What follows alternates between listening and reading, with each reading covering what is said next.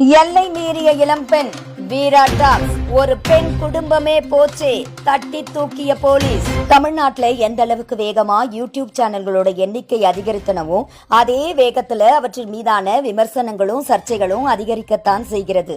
யூடியூப்ல தற்போதைய சூழலில் உள்ள அனைத்தையுமே தெரிந்து கொள்வதற்கும் கற்றுக்கொள்வதற்கும் வாய்ப்பை உருவாக்கி கொடுத்துள்ளது என்றே சொல்லலாம். எந்த அளவுக்கு இந்த யூடியூப்னால நன்மைகள் இருக்கிறதோ அதே அளவுக்கு அங்கே தீமையும் உள்ளது என்றே சொல்லலாம்.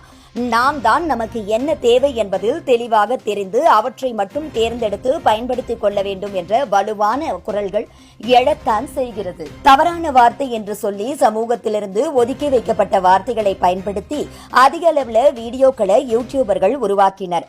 இது போன்ற யூடியூப்கள் அதிக அளவுல வந்த போதும் அதற்கு எதிர்ப்பு கிளம்பவில்லை என்றும், மாறாக யூடியூப் பக்கத்திலிருந்தும் கூட எந்த எதிர்ப்பும் வராததால் இதன் எண்ணிக்கை அதிகரிக்க காரணம் என்று சொல்லப்படுகிறது. ஒரு உதாரணம் சொல்ல வேண்டும் என்று